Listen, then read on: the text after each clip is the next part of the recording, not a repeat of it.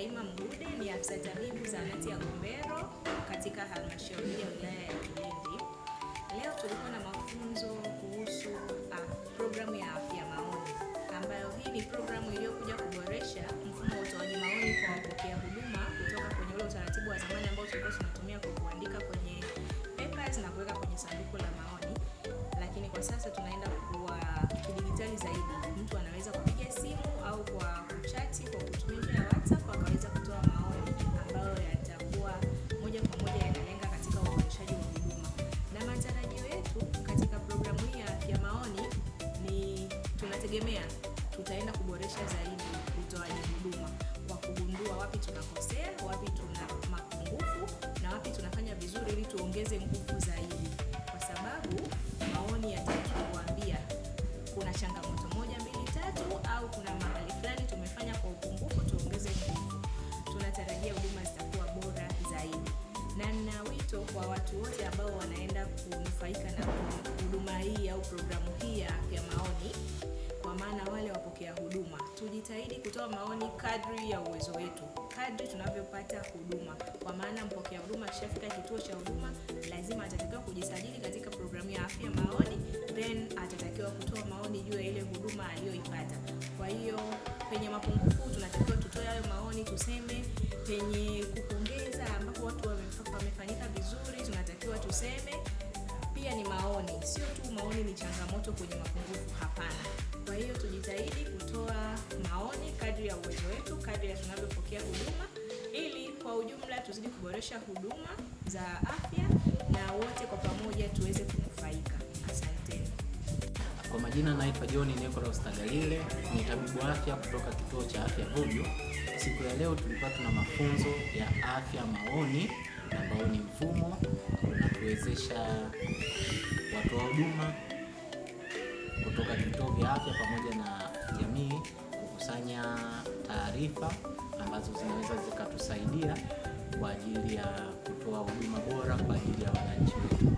Mafunzo haya yanatusaidia hasa kwa upande wetu katika vituo vya afya kujua takwimu na utoaji ubora wa utoaji wa huduma, lakini pia inatusaidia kutoa huduma bora zaidi kwa wananchi baada ya kujua changamoto zinazopatikana na namna ya kuzitatua hizo changamoto, hivyo kuendelea kuzitoa huduma zilizo bora. Wito wangu kwa jamii ni kwa kutoa ushirikiano hasa kwa watu wa huduma, hasa wa ngazi ya jamii katika kupata zile taarifa, lakini kuipokea ile elimu ambayo wanapewa kwa ajili ya kuweza kuyatoa vizuri hayo maono na maoni ili yaweze kutusaidia sisi katika utoaji huo wa huduma bora. Kwa majina naitwa Amina Mazela, ni muuguzi lakini pia ni mratibu wa Quality Improvement wilaya. Leo tulikuwa na mafunzo ya afya maoni. Afya maoni ni programu ambayo ilikuwepo, ni maoni tulikuwa tunatoa kwa njia ya masanduku ya maoni, malalamiko tunasema, kwa njia za kusikiliza maneno kutoka kwa mtu mmoja mmoja. Lakini afya maoni ni programu ambayo imewezeshwa kutoka kwenye kuandika hadi kwenye mfumo wa kidijitali tunasema. Kwa maana wananchi au mteja atakapokuja hospitali atawezeshwa na mtu wa huduma atakayemkuta, atapiga simu ambao ataelekezwa ni 199. Baada ya hapo ataelekezwa tu kwa namba ngapi atapress ili kutoa malalamiko yake, ni huduma gani amepata pale hospitali au zahanati au kituo cha afya. Je, huduma aliyopata dawa zote amepata? Je, mazingira ni masafi? Amezingatiwa usiri?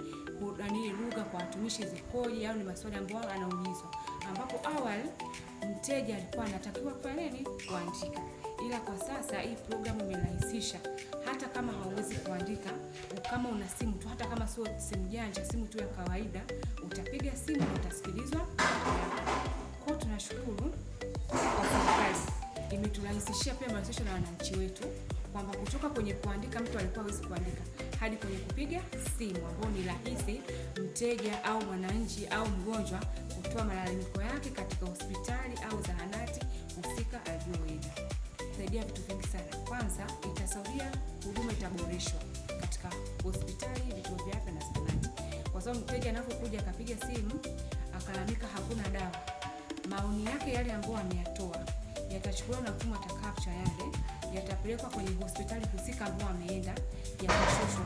Baada ya hapo kuna timu ambayo itachakata yale malalamiko ya mteja au maoni na atatolewa uamuzi haraka iwezekanavyo.